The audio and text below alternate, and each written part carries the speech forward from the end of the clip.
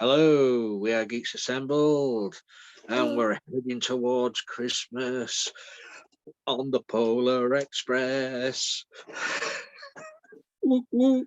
Yes, yes. As you can tell, we're discussing the Polar Express today, the 2004 animated movie, um, mainly starring Tom Hanks. There is several other actors in there, but Tom Hanks did several of the roles in this. Um, so it's a story about believing again, Mhm. belief. Because the kid in the story has sort of given up believing in the Christmas spirit, the gift of Christmas. Yep. Um, and it's a tale of that, a tale of him boarding the express, going to the North Pole to find the gift of Christmas again. Yep. And it's the tale of what happens on the train before they get there. Yep. So, without further to do, we'll nip across there to Susan. Over to you. Okay. Well, I was going through a period of time, a season of time when I was completely sucked into and interested in trains. I was a lot of the motifs in my life were surrounded by trains, Mhm. and I ended up then taking the train across the United States from Northern California all the way to Boston, Massachusetts, which is a 3-night, 4-day trip. And that was fantastic. And so, you know, I'm very fond of train movies. One of my favorite movies is Unstoppable, but this is another movie about a train that's completely mystical. And I tell you the truth, it's just like it has the this is a movie where not only are there characters on the train, but the train itself becomes a character, because the train is somewhat uh somewhat in jeopardy in various places. And it's not just like normal jeopardy, because there aren't train tracks that run right across the ocean. I don't know if you know that, but there aren't. And there aren't train tracks that run through the middle of people's, bedroom Back garden. communities. What's that? Oh, run through the front garden. Run through their front garden, run through their bedroom community. Yeah, just like it's a rare person who has those kind of interesting homes and situations. And this is a train that brings with it its own track, brings with it its own energy. It runs on coal, but it seems a little more high tech than that. It's an interesting train. And the conductor is cool, and the engineer is kind of a little dopey, and that's fun. And so you just gotta get on the train. It's just like what they used to say in the 60s about people taking LSD. It's just like, are you on the train or off the train? And I know that I'll be back. that and I know that motif may not have been quite as prevalent um in like London in the 60s, but there was there in the UK, there's been more history with trains, being that the whole of the country was tied together with rail lines, uh, way before they crossed the world Sorry. in the Western Hemisphere, in Canada and the United States. Anyway, so I like trains. Anyway, the important thing is to realize with this story is that these kids that are on it are, it kind of is a little bit like, abducted for the night, but turned into better versions of themselves. Mhm. Having to have learned a little compassion, patience, little a little responsibility, and then learn to believe. And uh the character names are funny, like they call the female lead character Hero Girl instead of giving her any sort of name. The only kid who has a name is this kid named Billy. Billy the Lonely Boy. Yeah, yeah, but Mm. he's the only one who got his name, except for um yeah.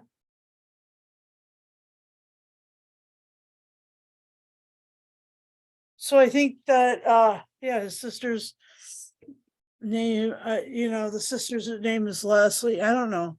He's just called the Toothless Boy, I think. Yeah. Anyway, it's just a child. It's just a change of pace to not have any characters with names. So really, the only thing that is named is Santa, the elves, and the train, and the an engineer, conductor are titles, but they're also names in this case. And it's, I mean, it's beautiful. This is drawn so beautifully. Oh my gosh.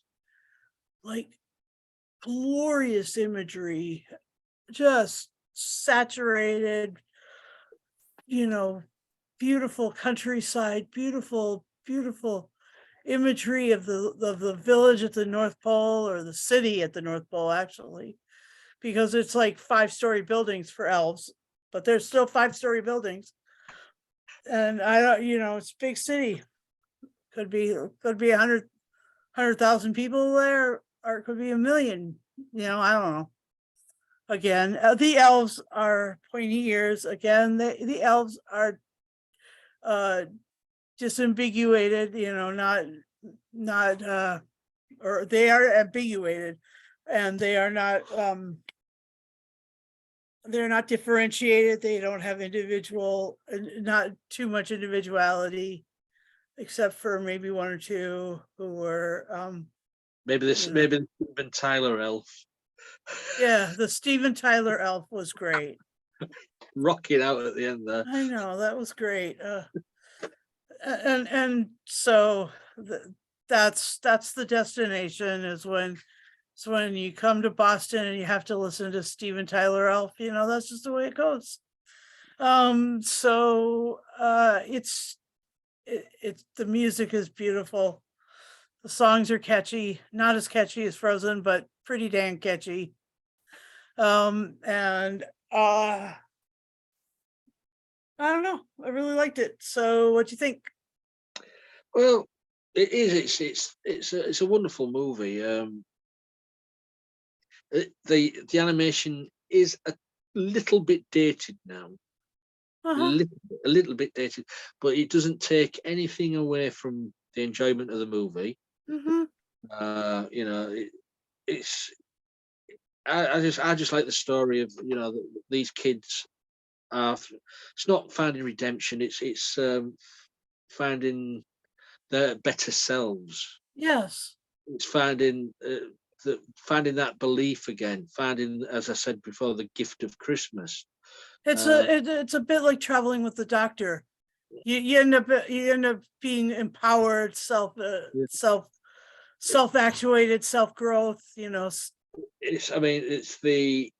I mean, at the end of it, he gets the gift of Christmas, which is the bell off Santa's sleigh. Um, and if you stop believing and stuff like that, you don't hear the bell. mm-hmm. And as the story goes on, it tells the story that adults don't hear anything because they Mm-hmm. stop believing. Kids always hear the bell because they've got that belief. Mhm. Um, yeah, and it's just an Oh awesome. my God, that's so cute. Oh. Yeah, I mean, when he opens the box at the end and there's the bell, you think, oh, Mm, you didn't lose it. Santa found it again and put it in the box for him. mm, Um, but we're going way too forward in the movie. The train, the dance routines, the songs, mhm, the hot chocolate, the warm hot chocolate song. They, mhm, the hobo on the roof of mhm. the train, the spirit of the train. Mm. It's Man. just an amazing thing. And so the characters of the kids, the know-it-all character, who's mouthy all the time. The shy, lonely boy who Mhm, sort of comes out of his shell at the end of the movie. Um, the main hero boy who finally gets the gift and but starts believing again. Because they all get, cling together in this. They all come together. mhm. Um, Thanks to, and it was always planned because the conductor always planned it. He does this every year with his Mhm. clipper, with spelling all the words. Um, but yeah, a brilliant movie. Uh, as I said, the animation is a bit iffy now, but hey, it it's still we're still enjoying movies from 50, 80 years ago, 100 years ago. 100 years ago. But Boxcar Willie, come on. yeah, we're still enjoying those. Yep. We still enjoy Snow White and the Seven Dwarfs from the 1930s. You Yep. know, Exactly. yeah. Precisely. So this one still for me, it's brilliant. It's different. It's a different Christmas tale because I It, don't think this has ever been done. no. I know it's based on a book. It is based on a book. Um, but for me, because we always get these Christmas movies out, and it's always Santa Claus this, Santa Claus that, or elves. But then you've got this element of a magical Train. express train. Wow. Um, with the characters, the two drivers at the front. Who were they called? Just looking for that. Where are they? Was it Smokey and Steamer? Yeah. Yeah, one with the long ginger beard and the bald Uh, one. and the Uh, beard that was able to be used in order yeah, to uh to Caribou. move through the caribou, the reindeer. Uh, but I agree with the scenes. What Susan said about the train track, just going across the ocean and stuff like that, and also as well when it's in the mountains, it becomes a roller coaster. Yeah, that was beautiful. Definitely, and they're all gripping on And a little bit kinesthetic, just yeah. watching it is a bit like, whoa. Oh yeah. Uh, Kind of lose your equilibrium for a split second, get a little bit of vertigo going on. It's just like, this movie, this has got that's nice. Anyway. I mean, you're watching it. Everything's all set up. That the ticket he's gonna lose someone's ticket. That was always gonna happen. He was gonna meet the hobo because it's all planned. This is to get him to believe again. Hmm. Um, and this is what the express train does. I think it homes in on each child's not what is it not fear, but their weaknesses and stuff like that, and tries to bring them back to the belief of Santa. Um, but yeah, it's not too long, to be honest. what is it now? It's just An hour and 45 minutes. an hour and 30 minutes. Oh, So it's ideal length, enjoyable, doesn't get dull at anywhere through the movie. So for me, yeah, an enjoyable movie. Anything else you want to say about this, Susan? the other thing that was really, even though the know-it-all kid was voiced by Eddie Deason, has recently been in trouble. He was stalking a waitress who didn't really want anything to do with him. But he genuinely is a nerd, and so in that stalking he did kind of get in trouble and stuff, and he's hard to hire under those sort of constraints and situations because of an arrest or whatever.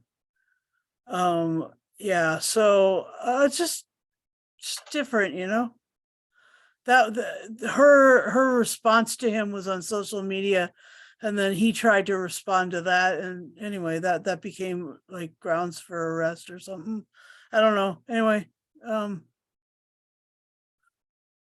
boy, uh glad he did this before that whole thing, because like this is pretty good. He did, and he's got such a singular vocal structure, and such a singular like attitude and everything. He's just really different, and so Um, I mean, I've said this before about Tom Hanks. I'm not a big fan of Tom Hanks. I Um, know, but and what are you gonna do? He's just a I, brilliant guy. I mean, I'm not.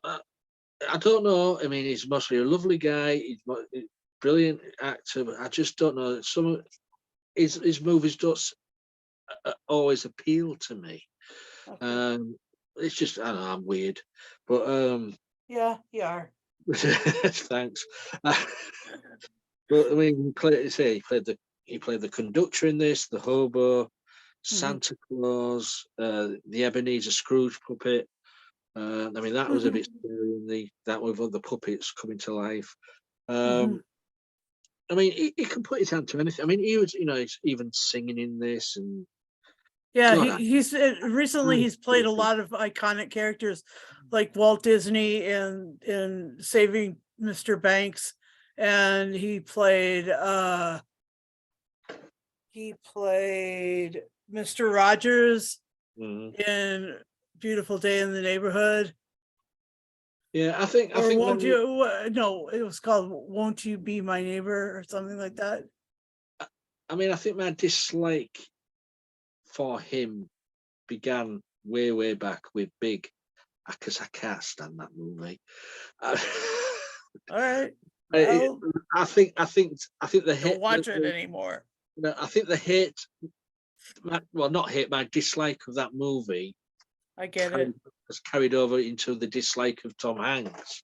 Yes, and the fact that at various times and seasons you've struggled with American humor. You just you don't like it, and you just think it's It sucks. not funny. It sucks. But Lee, I mean, you got to admit, I mean, he does pull off these amazing parts, I, right? I know he does. I know he does. I mean, I'm All not right, saying all right. it's just, I think that's where my sort of strange dislike of him was the movie, dislike of that movie, and it's sort of carried over to him. It's carried over to every, Yeah, like you and have mentioned your. I just can't let it go for some reason. And I've got to admit, he has made great movies. I don't know. It's just the way, it's my head canon.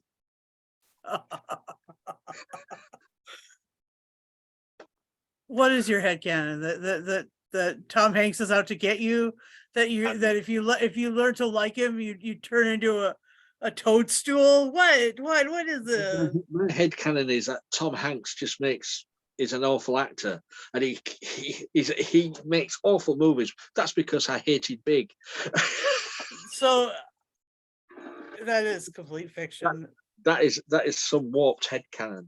That is some serious fiction there. Yeah, no. Well, I'm okay. I'm safe. He never watches these, does he? No, I don't think so.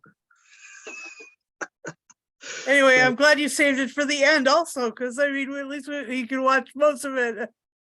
Anyway, yeah, opposite to our Lee here. I love Tom Hanks. I think he's great. I think, he's his stuff that he's put his hand to, especially, capturing real life people. It's pretty damn impressive. And then the stuff that he's done that's like, like Forrest Gump and things of that nature, that he's he's got a kind of a broad way. And I mean, like he's willing to be taught, you know, he's willing to be led linguistically by kids. It's the kids who actually give him the voice of the character that he plays usually. And that started with Forrest Gump, and there's just, there's a lot of stuff that he's done that was informed uh, by excellent research and long-term commitment. And I just think that that's just, my hats are off to him. Anyway, so in this, I'm not going to get angry at our Lee, because I just want to say, that he is really, I really like him, and I would like to meet him. And he's kind of like considered to be like America's dad now. I mean, we kicked Cosby to the curb because he was raping people. So now we can adopt Tom Hanks. Too bad he's white, but whatever. We can totally a white girl saying this. Anyway, for those who are sight impaired, I'm just a white girl sitting here and well, anyway, sorry about that. Yeah. But Tom Hanks is great, and I think that he would make a good, father of America or whatever.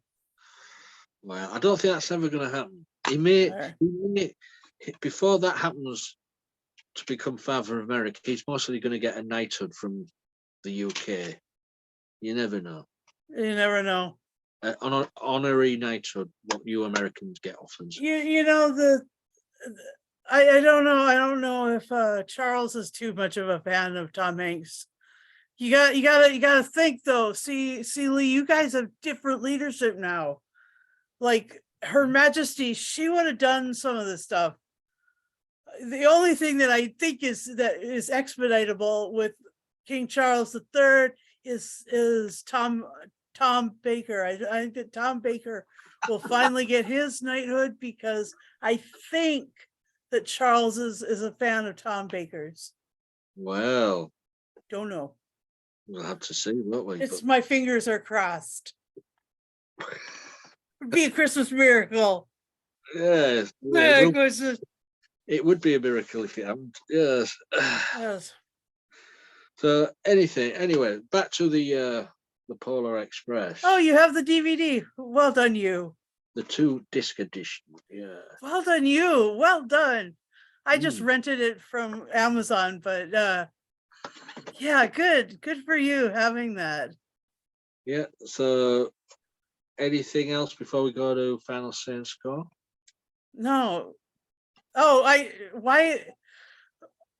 mean, the kid, like the dreamy or the mystical quality of this movie is fun, because the kid was walking in snow, in driving snow, in probably 30 miles an hour train travel, and going so into the, and he wasn't cold. No. Because He wasn't. None of these guys were cold. because it was a Christmas dream like Mm-hmm. to see Yes. Tell it. all there in his head. We'll never know, will we, until we get on the Polar Express. So, what would you give this? I'll give this 10 hobo cups of coffee out of 10. Apart from the slight thingy about the animation now, but I'm still going to give it 10. Yeah, it doesn't take away from it. So it's 10 silver bells out of 10. Oh, Lee, how sweet. Silver bells, silver Silver bells. bells, it's Christmas time in the city. Copyright strike. No, not with us singing. Come on, man. Ring-a-ling, hear them ring. Soon it will be Christmas Day. I've set her off. Anyway, While Susan sings on, we would like to thank you guys for watching. Please leave a comment below. Let us know what you thought of Susan's singing. Honestly.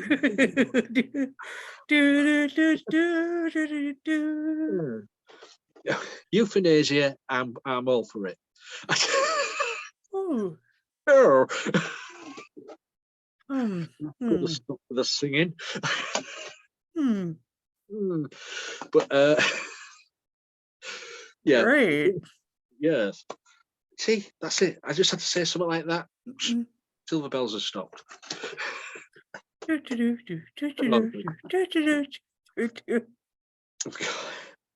on. I can keep going here. Ring the bell. Yeah, please ring the bell. Every time there's a notification, there'll be a bell. So press the bell notification on YouTube. But also as well, if you want to be a part of our gang, you need to be 18 plus. That's all we ask. Have a microphone and a camera on your laptop, PC, tablet, or mobile phone, because technology is so wonderful these days. And let us know. Message us. We're on Twitter, Facebook, YouTube, Insta. We're all over the place. Just leave us a little message, and we'll see what we can do. Is that everything? Yep, that's it. So all we've got to say now until next time is all aboard. All aboard Polar Express. Next stop. Where we're going? North Pole. North Pole, of course. So until then, we will see you, and hopefully we will all be safe until next time. So bye for now.